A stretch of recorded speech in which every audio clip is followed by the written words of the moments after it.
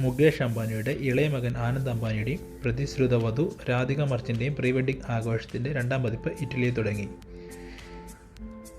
ജനോവ എയർപോർട്ടിൽ നിരവധി ചാർട്ടേഡ് ഫ്ലൈറ്റിൽ എത്തിയിരുന്നു. സെലിബ്രിറ്റി ക്രൂവിൻ്റെ ആഡംബര കപ്പലിൽ ആഘോഷത്തിന് ശേഷം വെളുപ്പിന് 2 മണിയോടെ ജനോവ പോർട്ടിൽ അടുപ്പിച്ചു.